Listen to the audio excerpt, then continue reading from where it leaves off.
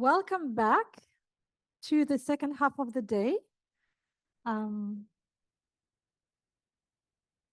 So for this afternoon, what we have ahead of us is we're going to get right straight into the second thematic roundtable, enabling and amplifying. We're going to look at the critical role of grant-making organizations and donors in this strive for climate action acceleration.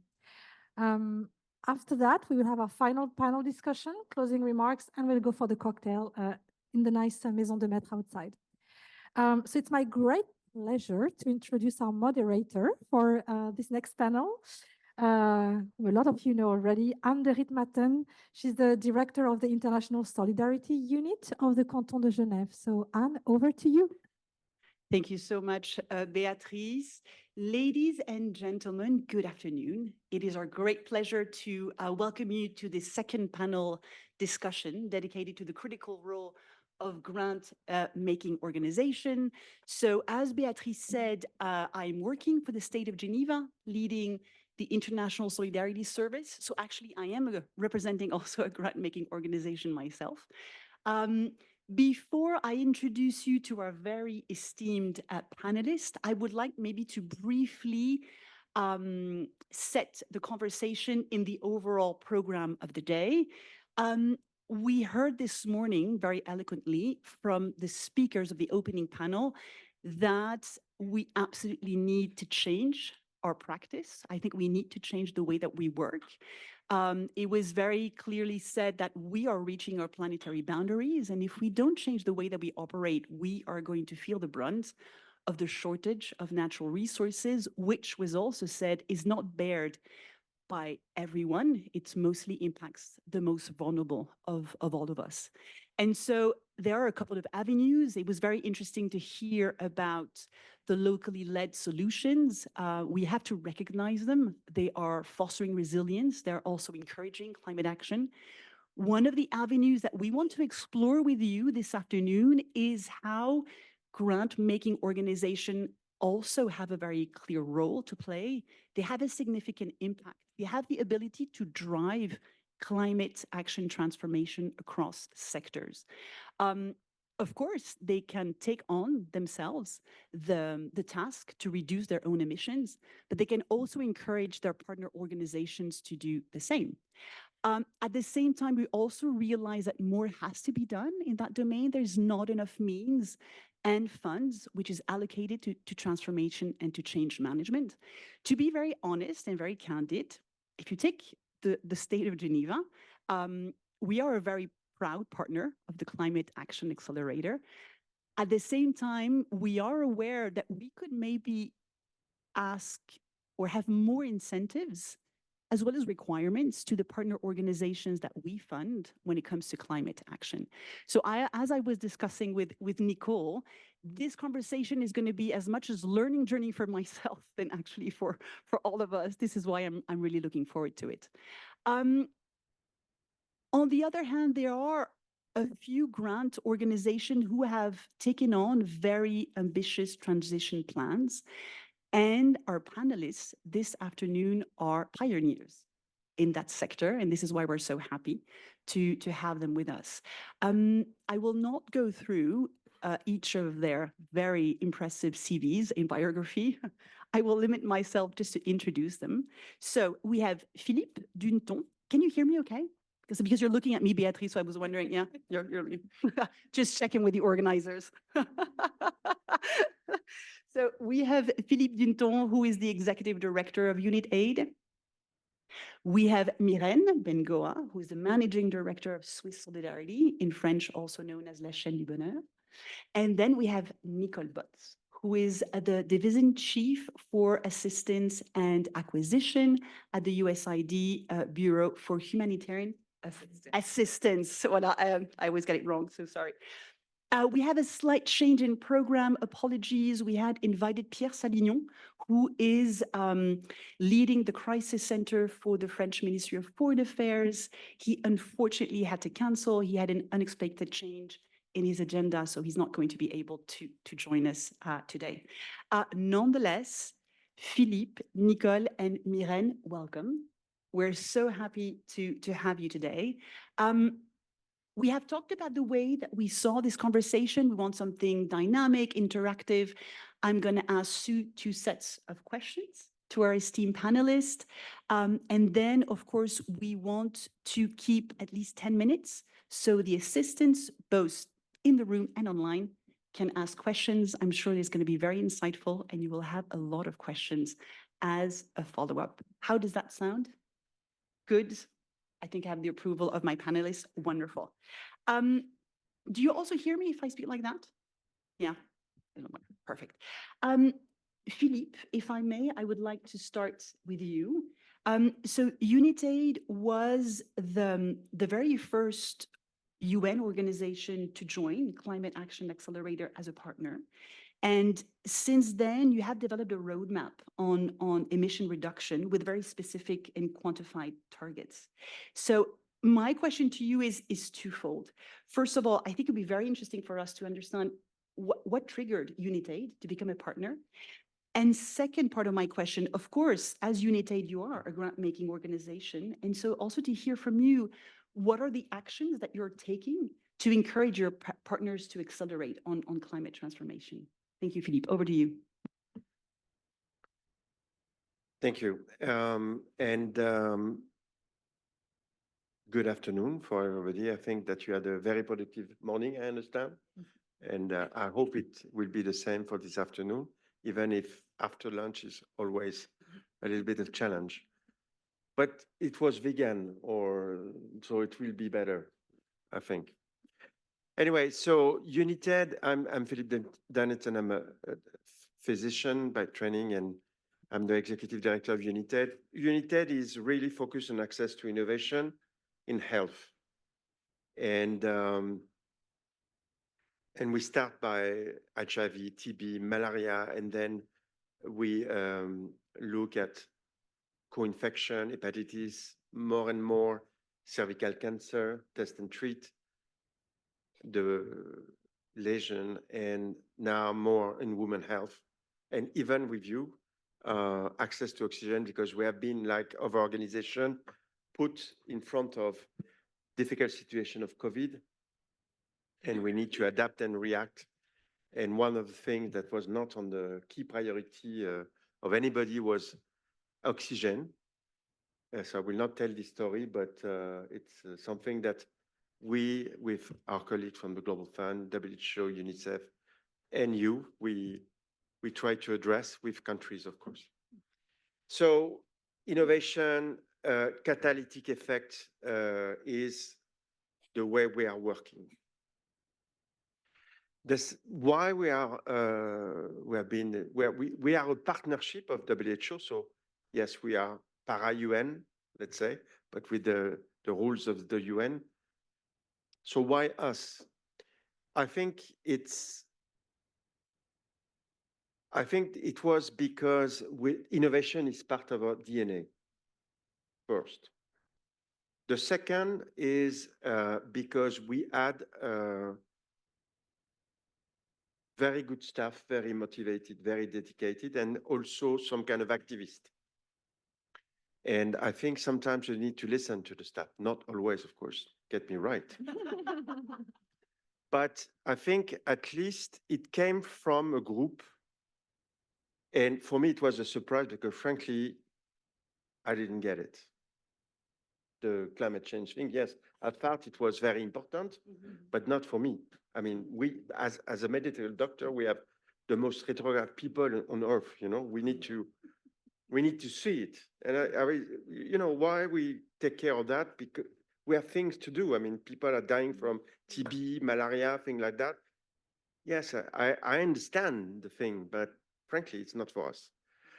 So what they did, and some of them, and of course Vincent is in, is to do the climate risk.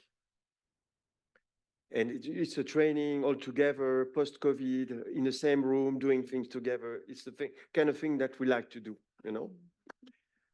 It's very important. And that was very important. And in fact, it was really for us and for me, because we went through the complexity of things that how this thing interacted the other thing, how the acceleration. So we realized that, in fact, from that point, that yes, it was a subject for health. And the fact that it was about also innovation, about the different way to think, I think it has clicked with our model. And from that, I think, and what we did is we were thinking about our next strategy, and we include that reflection. So, and Vincent was key, was to think about what are the strategic shifts that we can anticipate for the next 7-10 years. One of them, of course, was climate change. So the question we had, but what does it mean for us? What does it mean for us? Because we don't have the mandate to save the planet. Save the people, yes, but save the planet, not really. But the work and the effort is okay. And I think I have to accelerate, I know, because if not, I will spend all the afternoon. But, Unitaid is people, is product and how to use the product, and its partnership. This is the model, the basic model of Unitaid. That's why we reach 300 million of people a year.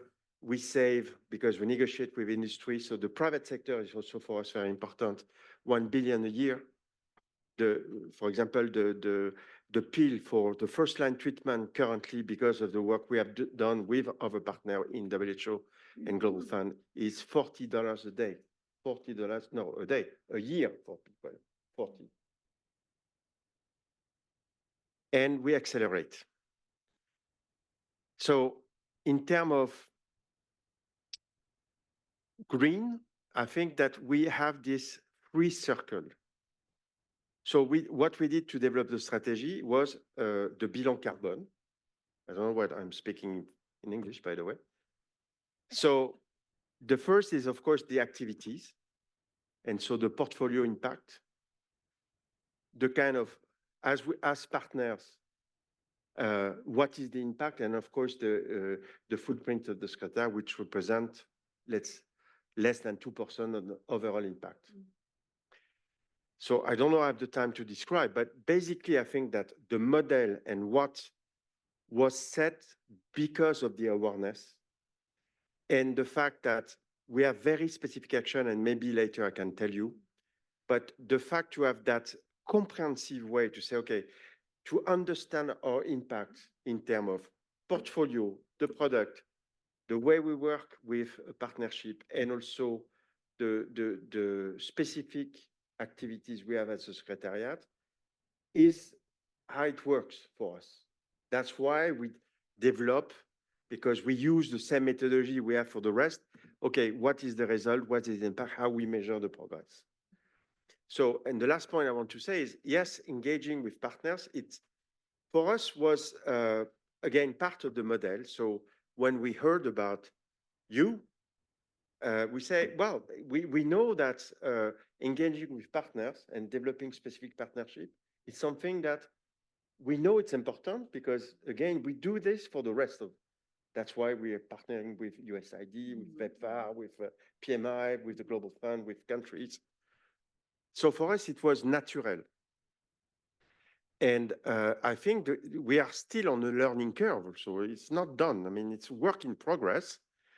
But in a way, we believe that, and also it's an appetite for us, for the civil society. We believe that to change the way we work should include also not only partnership, but civil society. So that's why I'm here today. And I start there and happy to respond to our question. Thank you.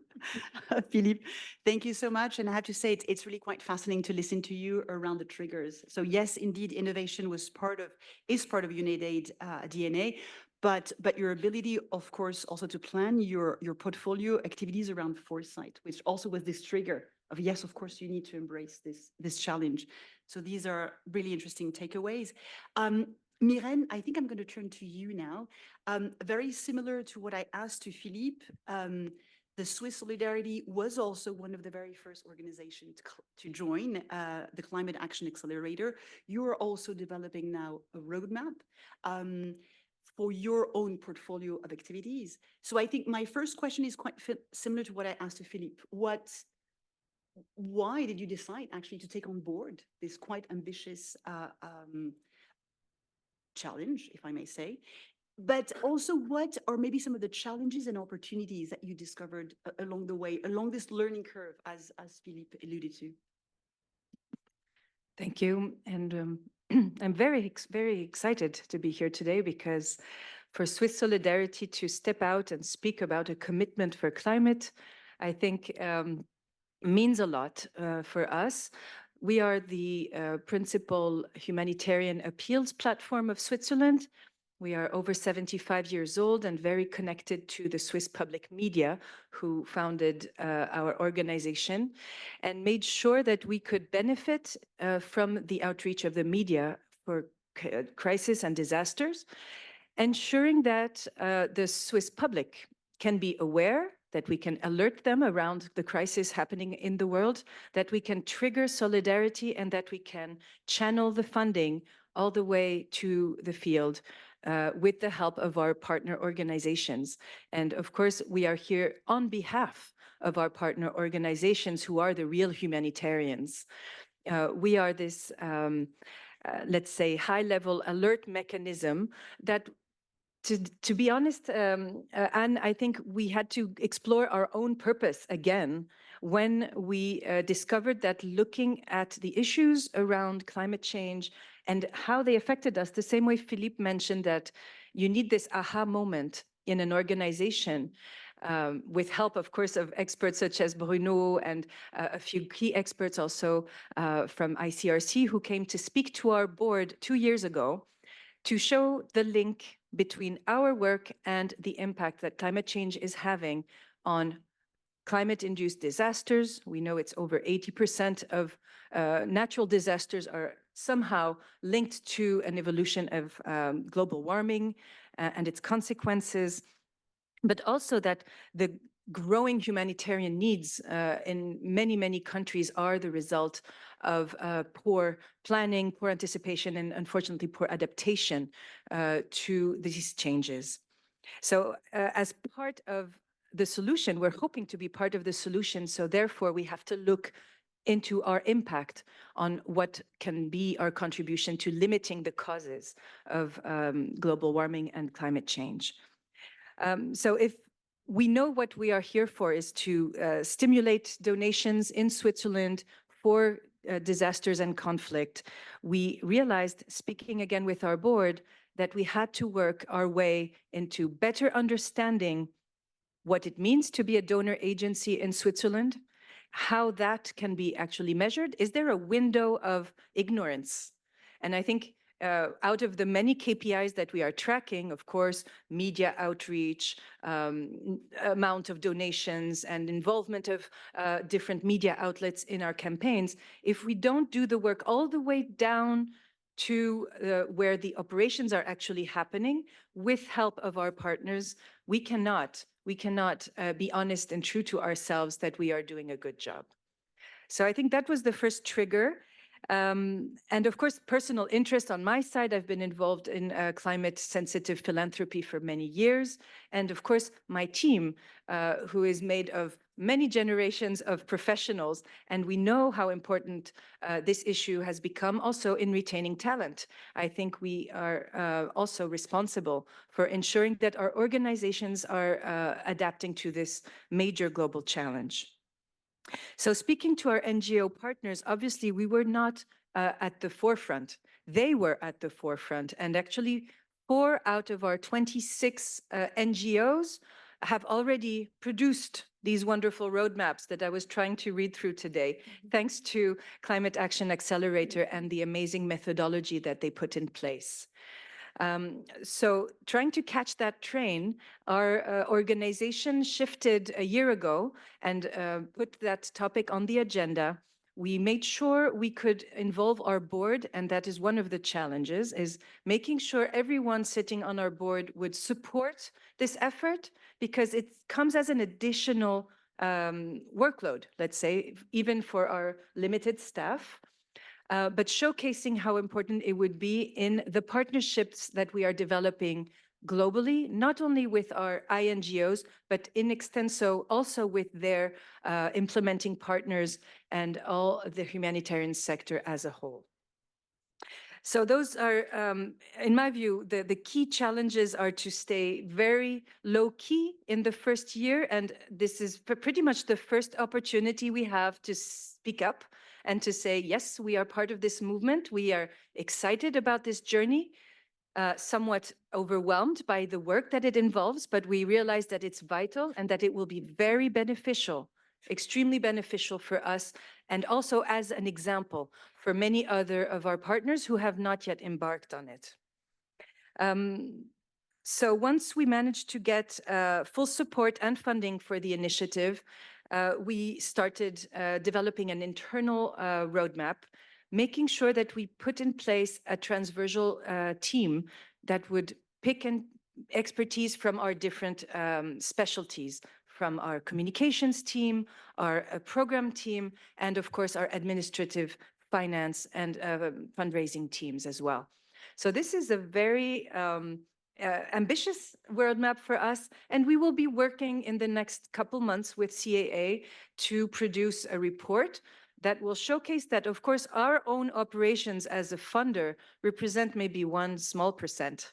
I'm hoping it to be below 1% of the global footprint of the funding that we redistribute across the board in over 35 countries. We will work through maybe another question, which is how will we do this? But this is the why. This is the why. Thank you, Miren. And of course, I'm fully aware that you do have a number of external engagements. I didn't realize that that was maybe the first where you're talking about this new challenge that you're taking on board. So we're very happy that you're sharing that with us today.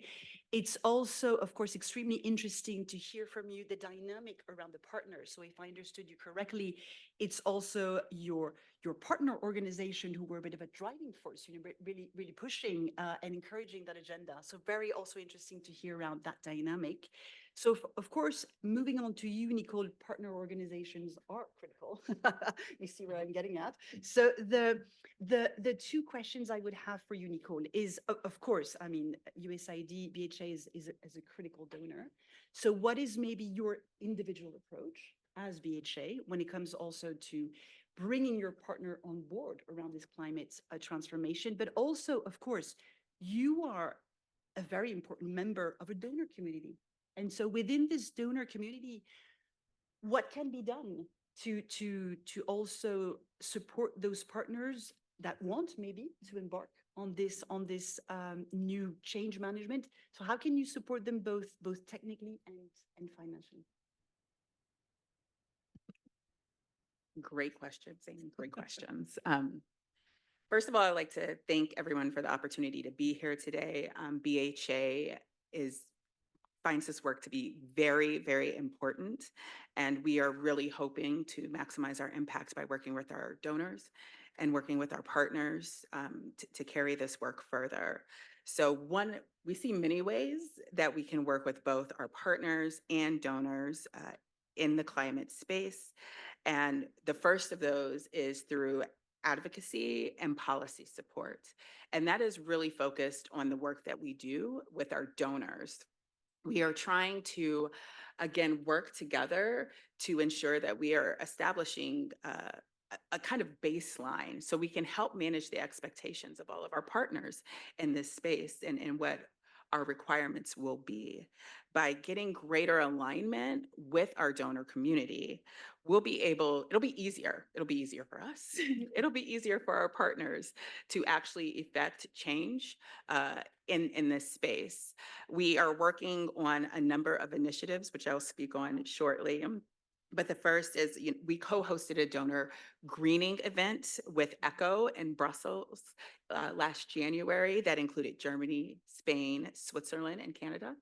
We are also a major part of the joint initiative which is for greener humanitarian assistance. And one thing that I find to be very important about the joint initiative is it's really at a working level.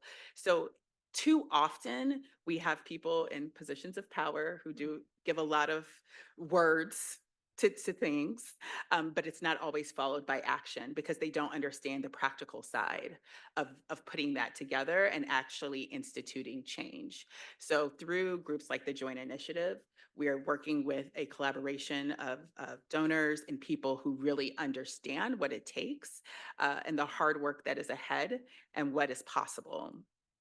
We are also very excited that the U.S. signed the donor declaration. It was announced at UNGA last week, and we are one of 26 other donor governments who have signed that declaration along with the EU. And so we are taking steps like these. We are also redesigning our internal processes to make sure that we are, as an institution and as one of the largest donors, that we are being responsive to needs, that we are being flexible, that we are being adaptable in how we are reaching out, and that we're also putting our local partners at the forefront of everything that we do, so they are doing it for their communities. And who is better placed to do this work than those who live in the communities that they're trying to serve? Another point is flexible funding. So we encourage our partners to institute greening of operations. We want them to do that. It includes procuring more sustainable core relief items, a lot in our logistics and supply chain management, greening of fleet management, a lot of things like that in order to move forward and know that it's something that's covered within our award structure and not something that is going to make it cost prohibitive to work with us. It is something that we do encourage. We also just released a locally led humanitarian assistance policy, which again really focuses on how we are going to engage in our local communities and really put our local actors at the forefront of all that we do at BHA, as it was part of the grand bargain as well. So this policy will also strengthen direct funding. Right now, our local partners work with a lot of intermediaries, and sometimes it's hard to influence change that way. But by providing direct funding to our local partners, it empowers them to have greater impact and come up with solutions that will work in their communities. The third is capacity building. Right now, we program on a 1 to 1.5 year cycle. We do have longer term resilience awards that really do focus on the work that we do in the climate and environment space. We're also looking at standardization of environmental safeguarding in the work that we do and leveraging nature-based solutions on the ground. Next, we're going to work on long-term relationships with partners to encourage sustained efforts in integrating sustainable practices.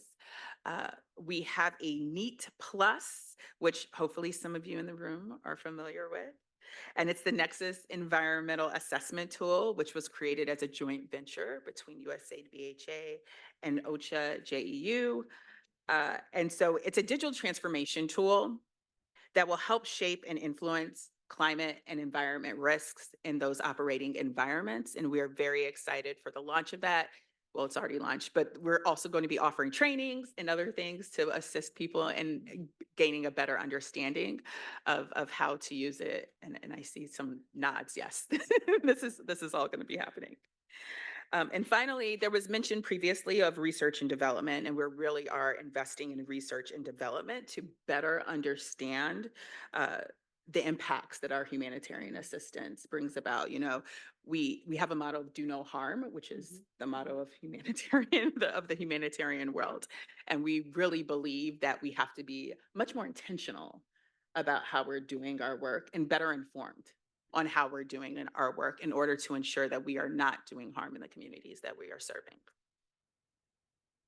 I'm sure I missed something, but I'll stop there. No, actually you didn't. And if I may, Beatrice said I could go slightly off, though she's nodding, so I have her approval.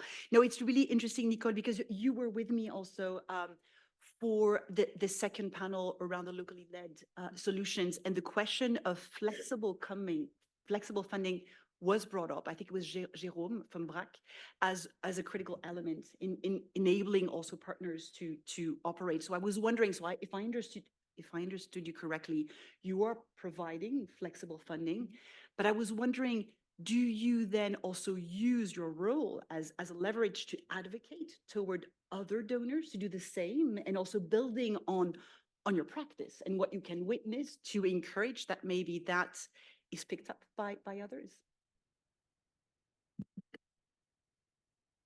So yes, we try to use as many opportunities to to influence how other donors are interacting with their partners as possible through some of the initiatives that I've mentioned, as we're also undergoing a program lifecycle. We're redesigning how we program at BHA.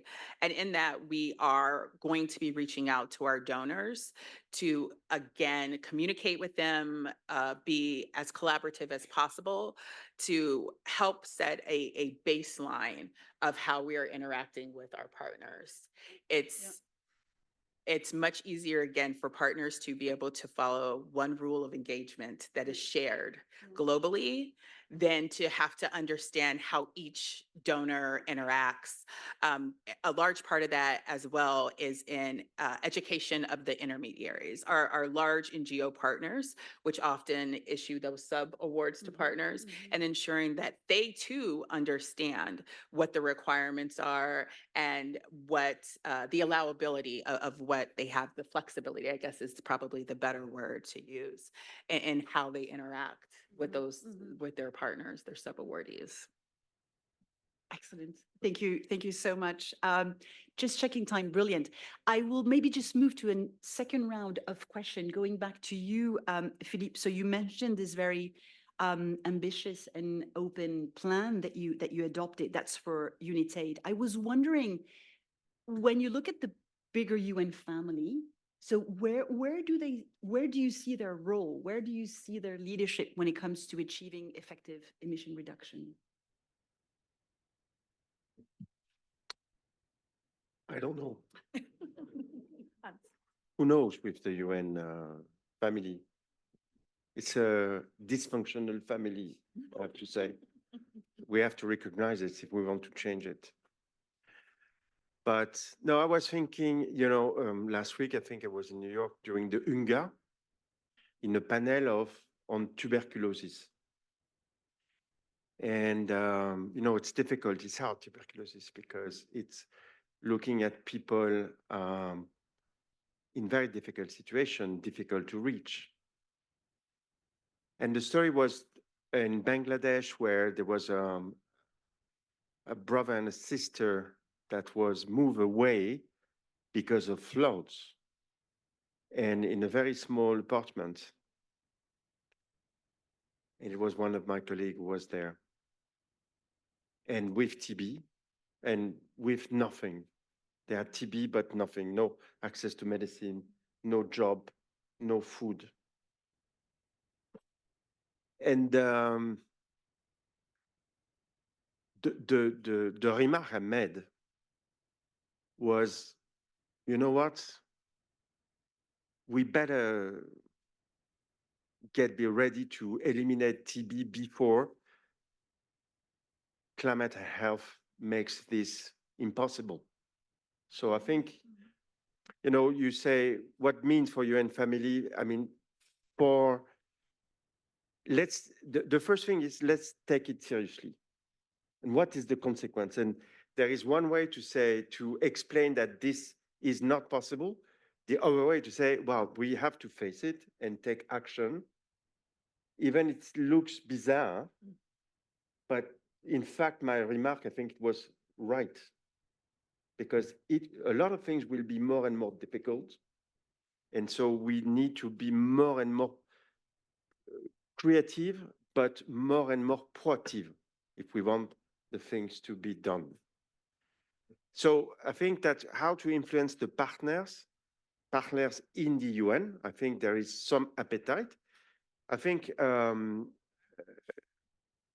Vincent, we were this morning with our colleague of the UN family, WHO, UNDP, and others. We have joined also the partnership named Attach. So there is an appetite. And so the idea is to develop a roadmap with our colleagues of the UN family to say, what does it mean for us? What kind of common goal we can achieve, and what would be the role and the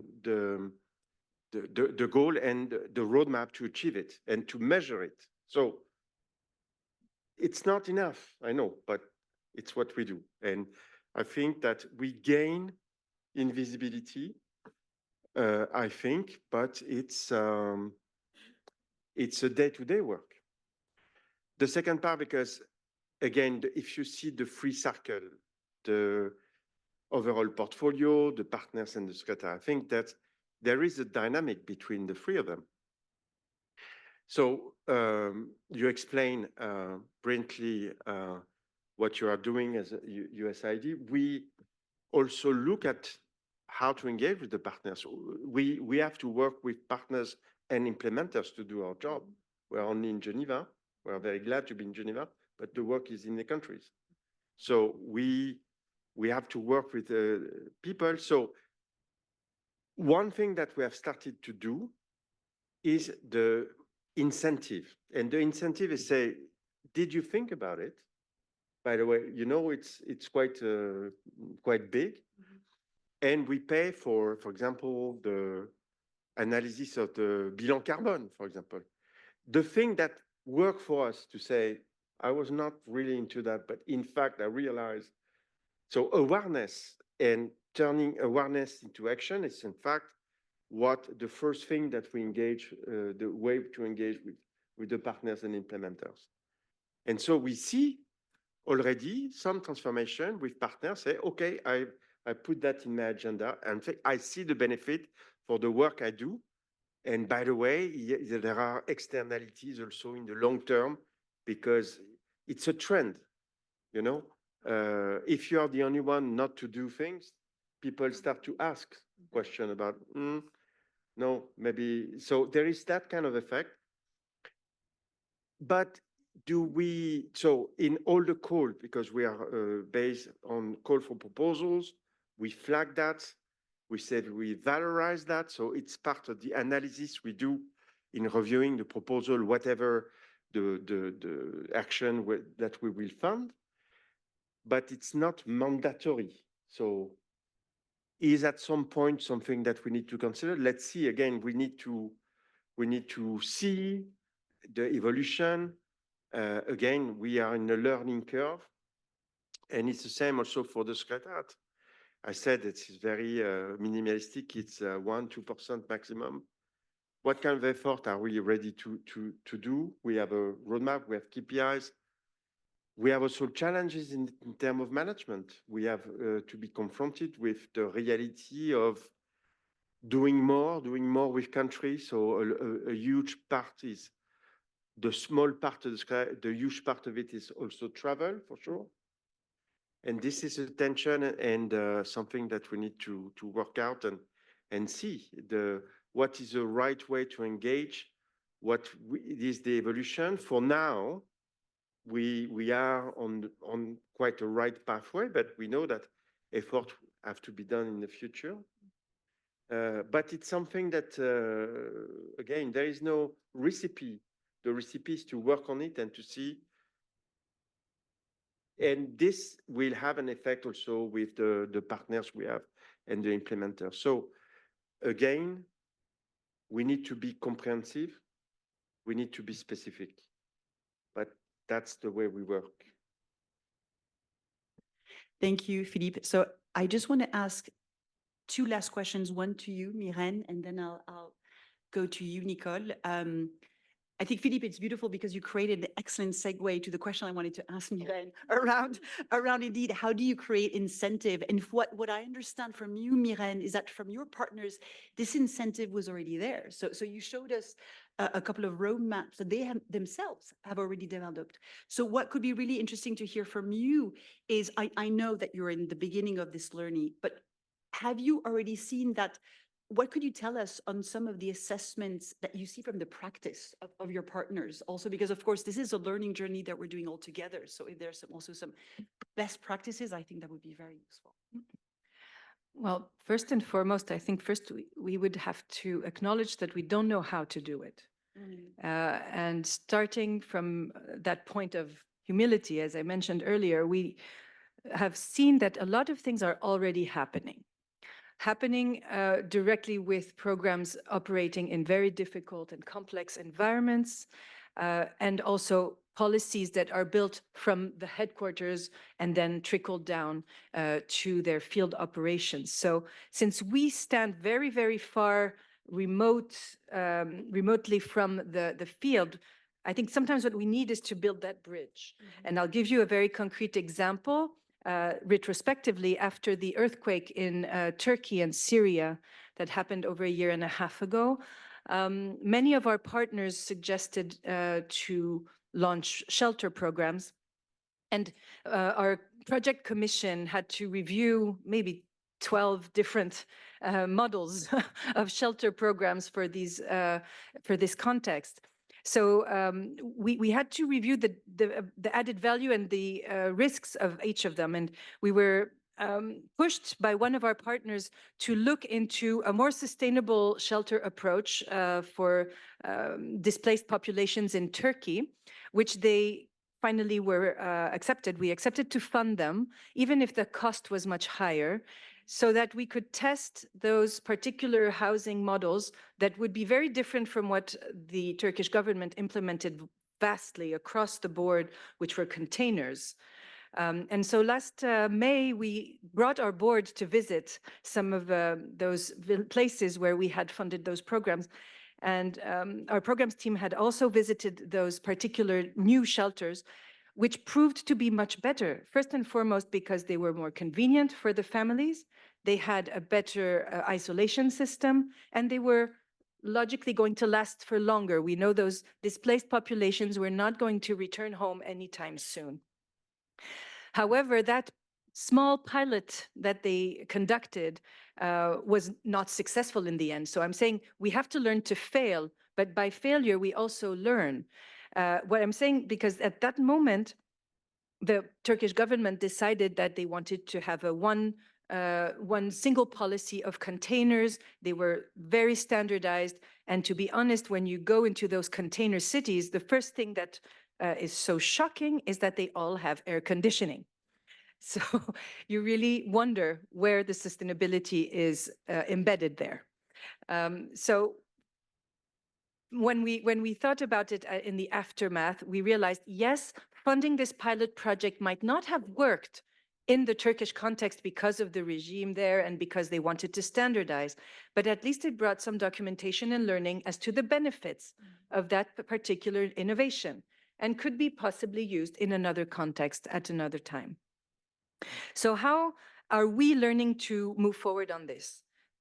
We need to, first and foremost, make our commitment clear, and I think we're doing it today, because this will create accountability, not only for us as Swiss Solidarity, but for the entire platform of NGOs that work with us and through the funding that we can raise. And we also have to embed all this into our RFPs, the guidance that is sent out, ensuring that when we do our field visits and monitoring, we also check on the implementation of such environmental programs. And we also want to promote experience sharing and dialogue. Probably that will be our biggest added value at some point, is to ensure the cross fertilization of ideas, the sharing of best practice, across the board, not only with our own 26 partners, but possibly beyond that.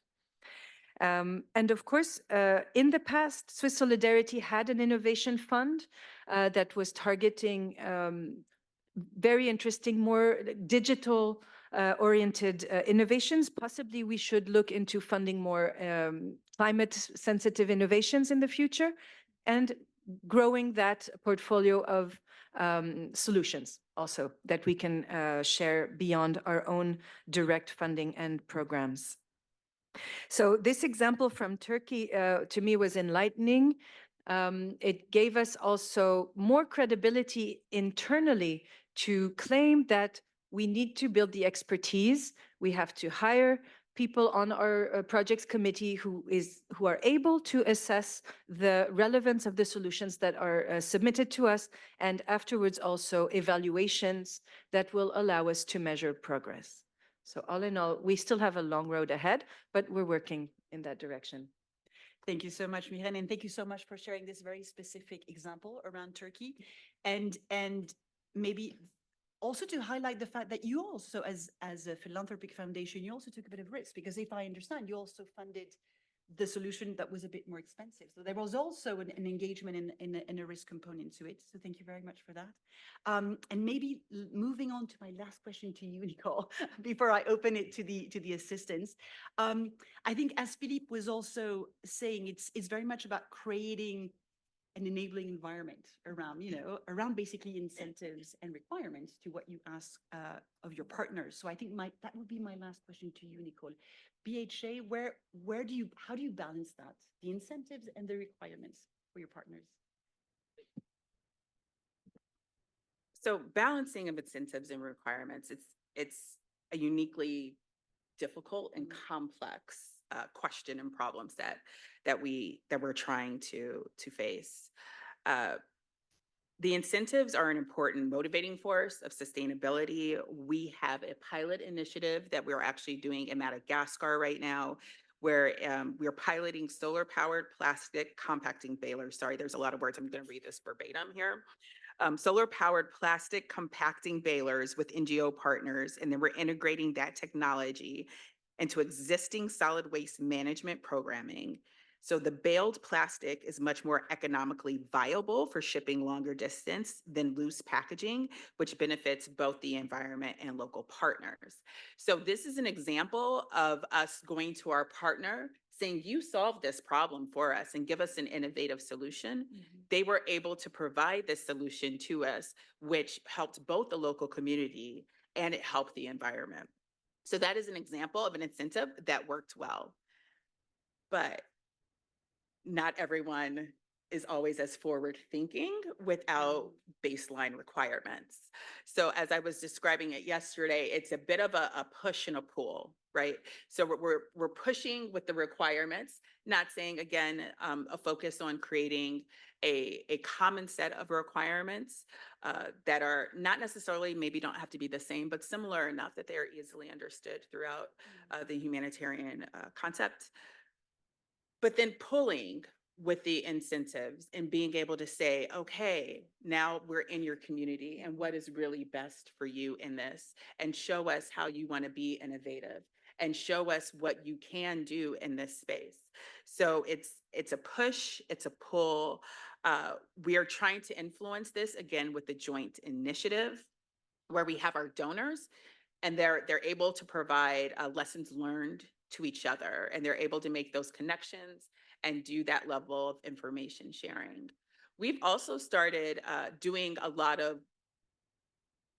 seems like it's actually a lot. No, we've started doing some local trainings for our local NGO partners. And even though we're training them on the wonderful bureaucracy that is working with the US government, which is, only slightly better than working with like World Bank or something. So although that is the point of the training, our feedback that we consistently get from those who attend is the thing that they found the most valuable was coming into a community and being introduced to other players, even if they're not in the same community, they're in adjacent communities, or they're experiencing similar situations. And it gave them a platform and an opportunity to start that engagement at a community-based level, which I am like, yes, we just need to go do all of it and just give people the opportunity to meet and really maximize the input that they're doing. So that's what we're doing on a local level. One thing that I started speaking on previously is we're really redesigning our humanitarian life cycle. Someone today just told me that they thought it was going to be fast to get an award from BHA, which I did not laugh at, but in my mind I was laughing because, again, bureaucracy.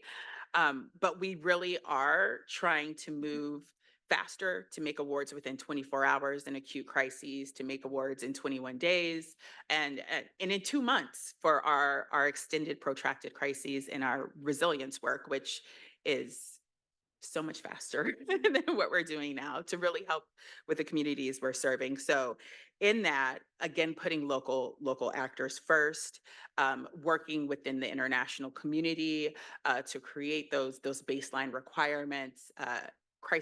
Climate and environment does not have a cluster, but that's not to say that there is not a way to engage at that scale with our donors and other governments to establish a commonality in our approaches for things.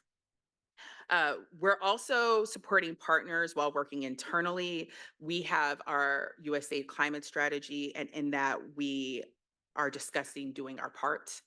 And I know I'm probably over time, so sorry, but I'm so sorry, Nicole. no, it's okay, it's okay. And one thing that is truly important to us as the Bureau for Humanitarian Assistance is that we are leading by example, that we are doing our part. It is one of our special objectives within our climate strategy to demonstrate that we are not asking others to go alone and to do it alone. And then we're not, kind of what we were talking about with some of our UN organizations, we're not doing it ourselves, but to really do all the things that we are asking of others. And again, leading by example in this space. So it's in our hiring practices, our facilities practices, just really carrying it from an operational and a programmatic standpoint. I might have ventured a little bit beyond requirements. It was perfect. Nicole, Miren, and Philippe, thank you so much. Thank you so much for your insights. Thank you so much also for your openness. Thank you so much also for the leads that you have pointed out during this conversation. We have 6 minutes for, okay, she tells me, so we have a bit more, couple of minutes to open up. Wonderful. We already have a person, Jacques, great. Jacques, because I know you, could I kindly ask you to introduce yourself so that the panelists also know you? That would be great. Thank you. It's very easy. Jacques Madère, independent. First of all, thank you for this panel. My question is to Philippe. We've seen from the SHIFT project in their analysis of the carbon footprint of the French health system that drugs and medical products is a big share of greenhouse gas emission. You provide products, drugs and medical products. Do you engage with the producers? And if this is the case, how do you engage and which response do you get? Thank you. Shall we maybe see, because I see another hand raising. Do you mind, dear panelists, can we cluster a couple of questions? So the first one was to you, Philippe. Miren, I see that your hand is raised. I think the microphone is coming your way. Thank you very much, Anne, and thank you to the panelists, especially for their frank and open remark and sharing here. My name is Mirella Schuterici. I'm with the International Council of Voluntary Agencies, ICVA, and it's a network representing over 160 NGOs, both national and local NGOs, as well as international NGOs. So it was great to hear very frank discussions here about the difficult balance between coming up with more requirements and incentives. And of course, from an NGO perspective, we would prefer the incentives rather than requirements, because I think there is enough evidence showing that they work better, but I understand the difficulty in there. And it was also great that Miren acknowledged that very often the NGOs themselves are pushing for, you know, to do better and exploring how they can do better in terms of addressing the climate challenges. And now my question, I have actually two questions. One question is about the fact that you are the typical humanitarian donors. And coming from an NGO that works with humanitarian NGOs, actually, we see that we are in silos still. So how can you as donors support NGOs that are in the humanitarian sector to learn from NGOs in other sectors who play also a very great role, a very important role in terms of addressing climate crisis. There are climate dedicated NGOs, there are NGOs working on development, which are also very advanced. So how can you support us to link better to them? And then the second question, if I may, it's that it's great also that some of the donors are really engaged into this issue, but we don't see that this is the case with all the donors. So how can we support you as NGOs to make also the case for the other donors to come on board? Thank you. Thank you so much, Miren. Are there also questions online? Beatrice, you want to check? We could maybe take one last question online. Or another question in the room. Il n'y a pas? Ah, non, en fait, il y a une main derrière. Oui. Thank you. Thank you very much. My name is Juan Galvez. I work at the IFRC, the International Federation of Red Cross Recreation. I'm looking a little bit at our kind of starting our journey as well in this climate action, getting the awareness, as Philippe has been mentioning. I mean, I feel resonating pretty much how in our organization we are probably following something similar. And with the last question or the comment about the smaller NGOs, for us what was quite important was to identify the hotspots, a little bit this divide and conquer, and trying to focus limited resources on those areas that we have more impact. I understand that the small NGOs, if for us kind of we consider kind of in the secretary of the IFRC a little bit kind of in the medium range. I mean, we are not the UN agencies and we are not kind of the smallest. I don't know also from the donor perspective and this kind of flexibility and trying to engage more with local partners, if there is a segmentation as well and saying, I mean, maybe for the bigger volumes or the ones that put bigger volume, we are expecting more that kind of from the smaller NGOs that I might have very limited resources. So the idea is not to kind of take away. I mean, we can continue kind of influencing, but how much of effort will be for a small NGO and especially more the local NGOs in order to kind of start following, and what we start feeling a little bit from the sector, which is great, is kind of this kind of pressure from the donor community towards the organizations in order those that we might not be kind of front to move a little bit faster, accelerating at the end of the day. But at one point, maybe we are putting too much of pressure at kind of the smaller kind of community root organizations in something that at the end of the day, the carbon footprint or the kind of even the volumes of waste might be kind of minimum compared to the bigger kind of usual suspects in the world. So a little bit kind of the question, I don't know if there is something already about the donor community. Notwithstanding that, I mean, we will be willing to support kind of as much as possible local actors, but knowing the limitation, where do we balance a little bit? Great, thank you. I don't see any other hand being raised. So the way I would see things, Philippe, do you maybe want to start answering the first question that was, or no? Ah, Jacques, ta question, tu pourrais la répéter? Je l'ai pas totalement noté, pardon.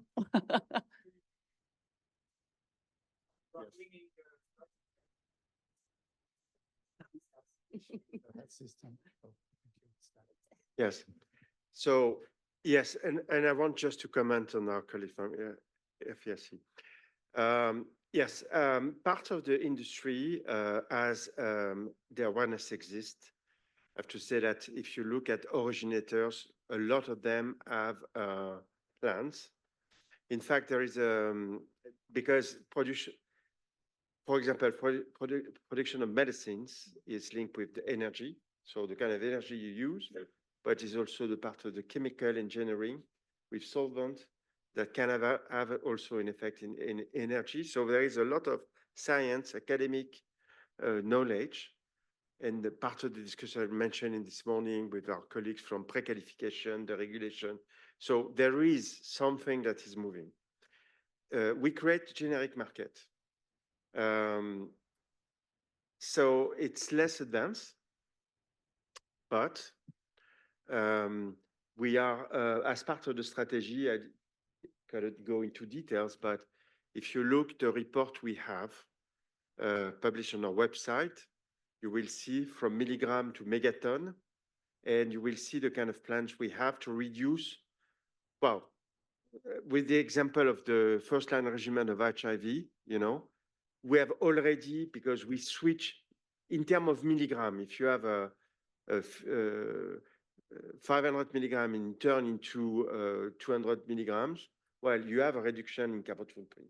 It's what we did when we shift, and we shift 10 years ago, we didn't realize that the savings were the equivalent of the emission yearly of the city of Geneva. Just one, to switch one. And we have the ambition to cut by 50% the new regimen for HIV. So, and of course, to be more systematic. So yes, we need to engage. We have also invested, we are currently investing in, with our colleagues, into regional manufacturing, in particular in Africa, for the reason you know, there is no real production for many of the medicine. We use our market to connect the market with the capacity of production. It's also, we can discuss that another day. But in fact, you know, when you talk with the manufacturer in Africa, they say, you know, I was surprised, but the reality is they factor in that, because they know first that if you create new capacity, it's better to plan to do that upfront, because it's more expensive if you, and they know that at some point they will need to do that. So just to say yes, and we can go details. The point from our colleague from local NGO, in fact, we have a KPI also. It was not linked with climate change, but it has an effect that we believe, for many reasons you can understand, it's really important that we work more and more with local NGOs, well, national or multi-regional, in particular in Africa. And again, we have great success. It's also a way to learn from us. It's also to build capacity in countries. So we do our job also doing that. And currently it's around 20% of our implementers who are based on local organization NGOs. Our ambition for the strategy is to double that and to have 40%. But it's a lot of work. It has consequence on the carbon footprint for sure. But the real reason is not that. The real reason is that it's quite important to do that, to build the capacity, to have a different way to engage with the civil society and the government in the countries, in particular in Africa. Philippe, thank you so much.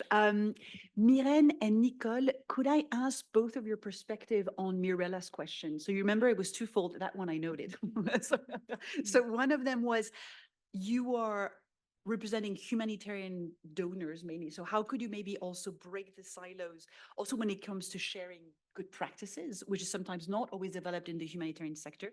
And the other part of the question of that Mirella raised was, you are of course committed donors when it comes to climate transformation. Other donors are not. So how could you also leverage within your donor community to bring others on board? Miren, do you want to kick start? Sure, I will address the silo question more than the how to bring other donors on board, because I think USAID has a little bit more leverage than we do. A little one. So, however, breaking silos is a lifelong journey. We tend to recreate them as the same time as we build new bridges. So first, what we want is to clarify our expectations with our partners. And for that to happen, we have to make proper analysis of the context in which we are to intervene. There are environments where some of our partners are already active. Much of them have double mandates, are active in development as well as humanitarian assistance.